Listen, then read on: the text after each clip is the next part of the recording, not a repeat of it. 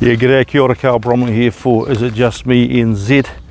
Hey, it's cool how life works sometimes, eh? This is take 2 of this video, and walking along, and guy pulls over. And hey mate, how ya? Never met him before. Have a good chin wag, and you know, within a few minutes hearing his story, and yeah, he's been affected negatively, health-wise, because of something. Oh, don't know what, because of something recently he had received. And you know, these stories are commonplace, and have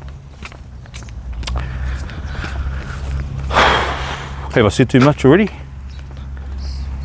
Will YouTube strike me for saying nothing about something? Welcome to New Zealand. Welcome to the globalistic world of totalitarianism. Practice that word long enough, you'll be able to say it like me. Totalitarianism. That's basically utter and complete control of your life through what they call hard laws. That's laws that if you don't comply, they'll arrest you for. Or soft laws, that's using social engineering your workplace, your family, your friends, retailers, businesses against you. That if you don't comply, you'll be demonized, outcast, slandered, persecuted. This is totalitarianism, and we see the in terms of the hard law or abusive law, a very clear and present police state in this country and others where people are being brutalized and yeah, abused physically for not complying because of their deepest convictions, medically, politically, socially, spiritually. So this video is really about the question of what have we come to accept here in New Zealand? What have we come to accept in this nation in New Zealand in a very, very short time, a couple of years? I had a phone call this morning from an elderly woman in the 70s who was actually raided last October by the police. 70 years old, I think she said she's 72 now. Last year raided, apparently on some trumped up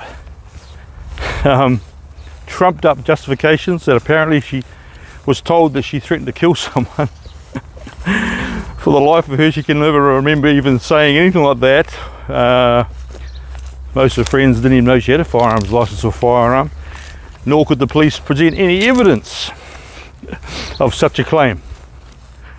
But nonetheless, in her 70s, raided by the cops, heaps of cops turned up, took her firearm that she used for target shooting, and subsequently her license in October. So we've had, within my little small network of people, I know 5 freedom and justice advocates who've been targeted by the police and the media for the commonality of being anti-government.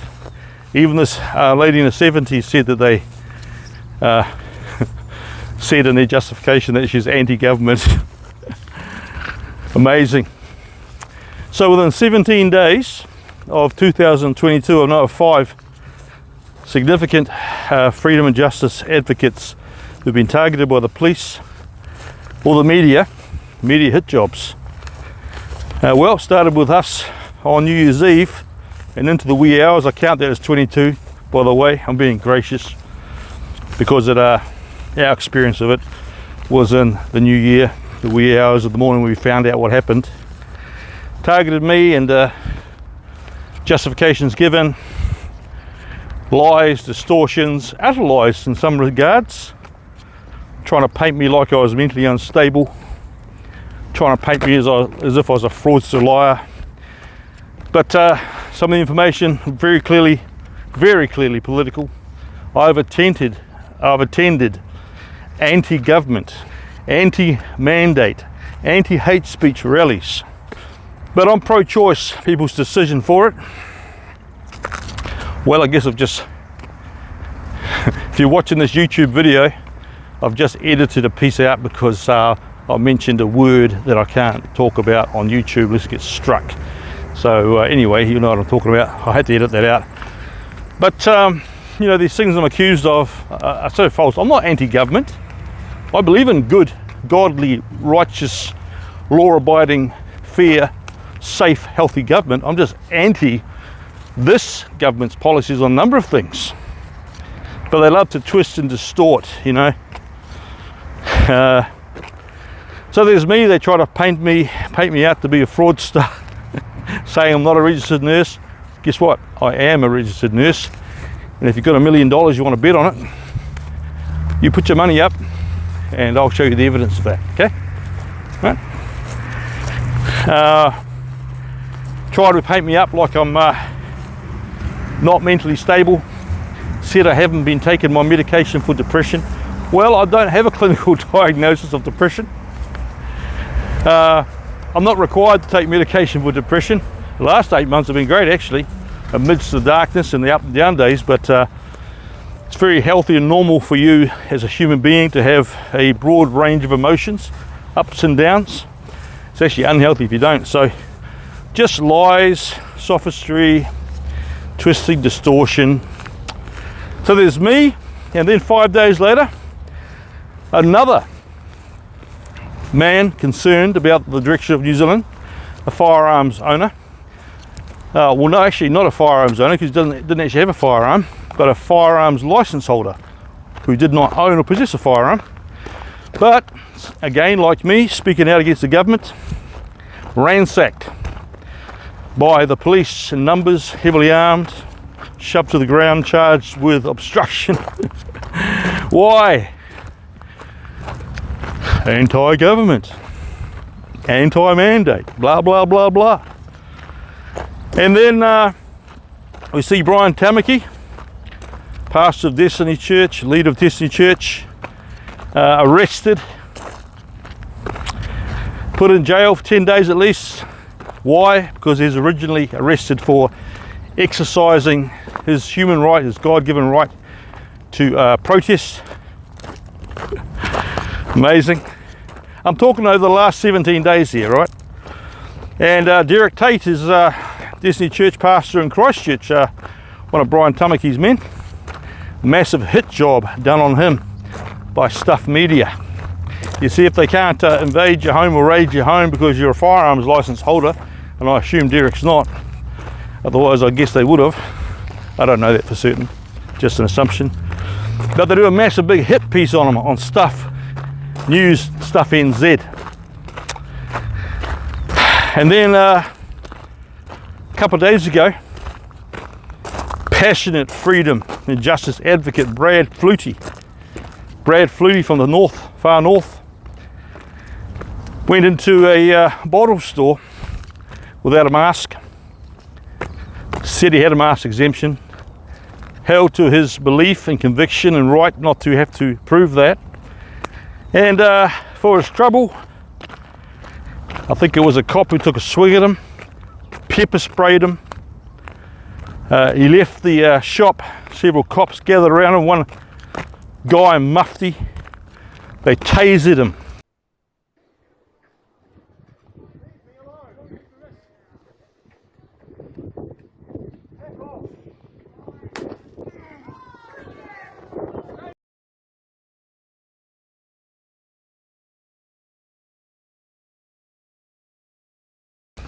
Front and reverse, one cop knees him in the nuts and the groin.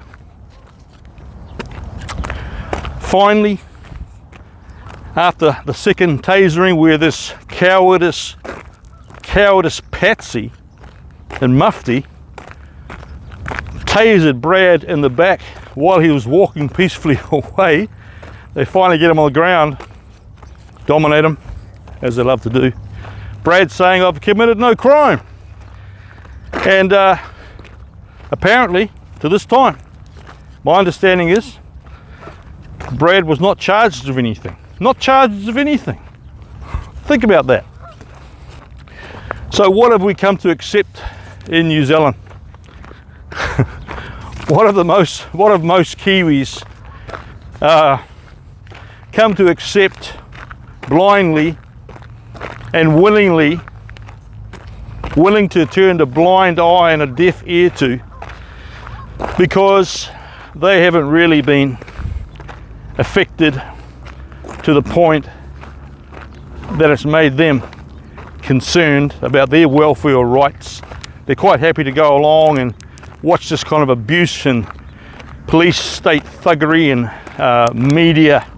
media hits done upon Kiwis who are concerned about their nation standing up and speaking up. What have we come to accept? I've got a wee list here of things that, and you could add to it, but I'm just going to go over it real briefly with you. And the video is too long. Pause it, come back if you want to, or scroll on or whatever.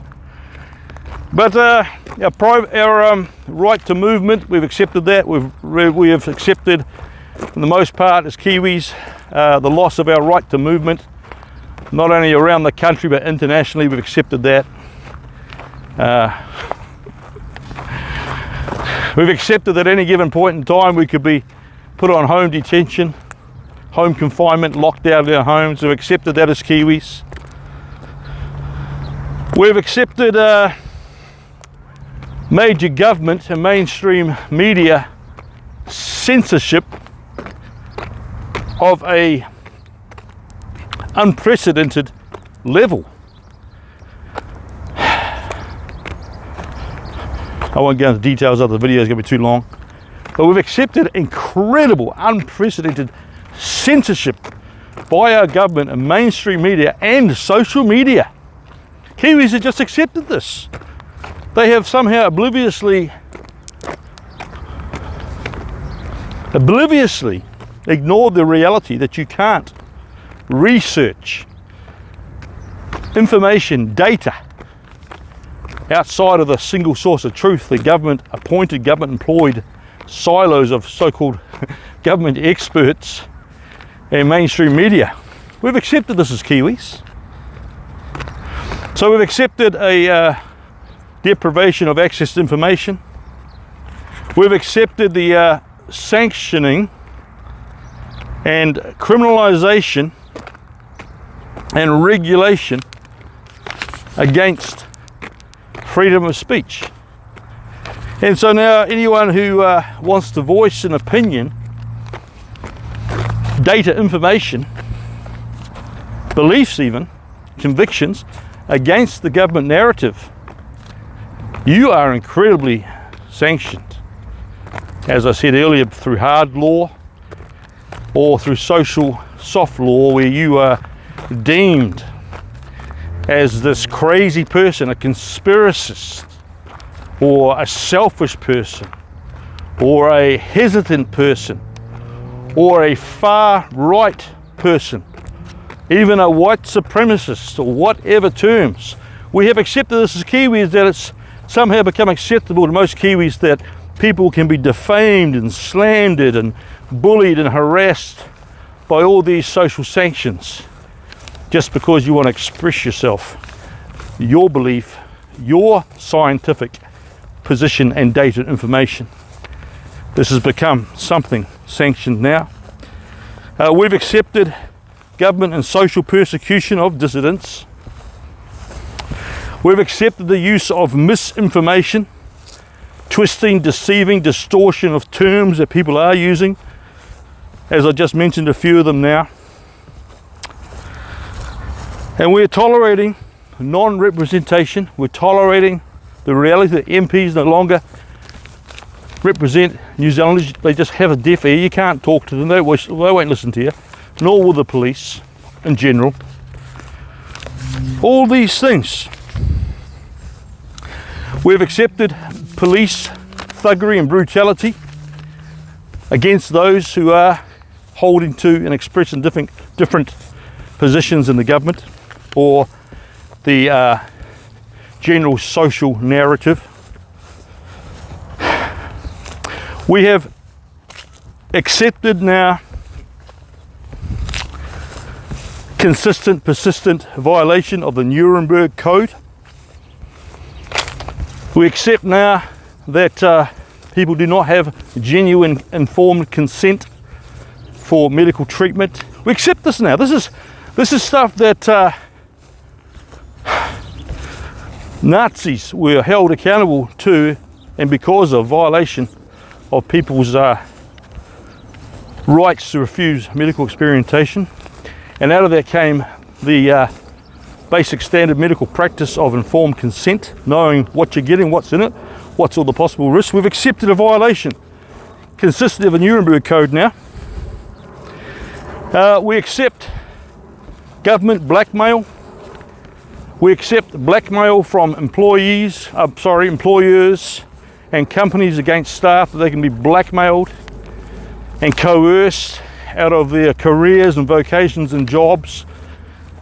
And we accepted that we're okay with people making medical decisions not for medical reasons because of blackmail and pressure and coercion, harassment, bullying.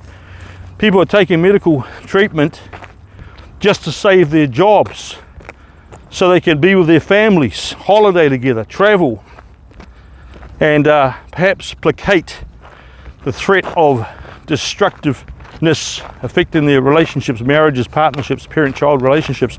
Most Kiwis have accepted this. We've accepted legalised apartheid discrimination now. It's actually illegal now if you don't discriminate for some businesses, and Kiwis have accepted this. They're quite okay with their fellow New Zealanders being discriminated, ostracised, treated as second-class citizens because they won't receive medical treatment. We've accepted the destruction of the New Zealand economy, thousands of businesses going out of business, people losing their jobs left, right and centre, major industries being destroyed by government policy. We've accepted this.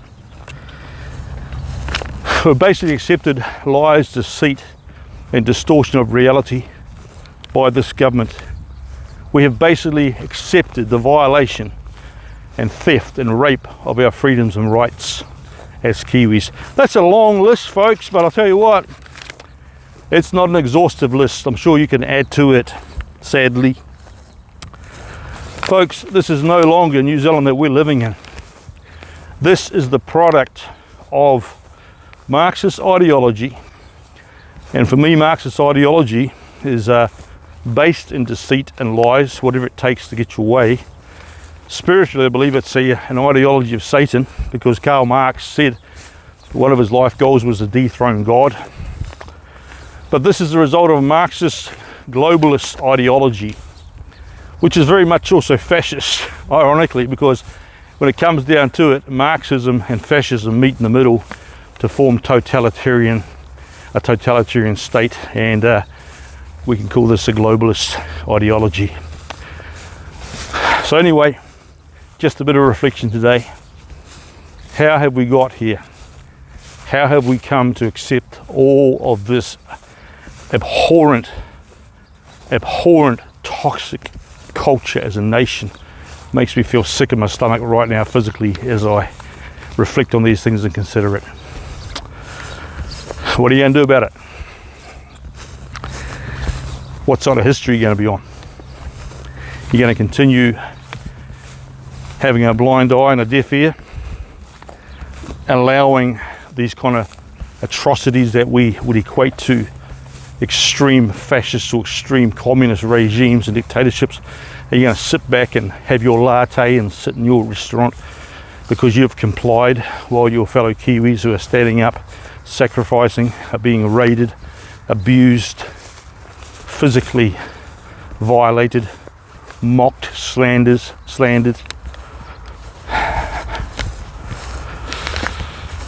That's your call. I'm thankful for people like my friend who stood up, even to the point of being raided. I'm thankful for people like Brian Tamaki and Derek Tate, who I don't agree with doctrinally on many things concerning the Christian faith, but I agree with them in terms of their rights and freedoms stand. I appreciate and love them for it and stand with them for it. I'm thankful for people like the little old lady, well, not old lady, the lady who was willing to stand and suffer a raid also, and many other freedom and justice advocates who have suffered many things.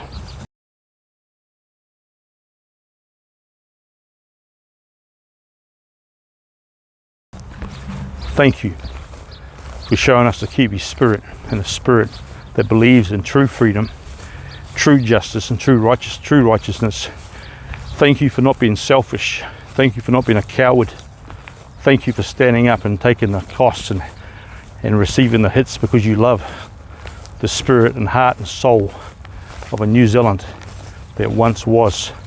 And I pray to God that this country will truly seek him, get their hearts right with God, and prayerfully we might see a reprieve and some kind of restoration, at least in some degree, in some way. Anyway, love you heaps. Araha nui. God bless. Look after each other, look after yourself. Keep looking up. Talk to you later. Mā te wā. See ya. Bye.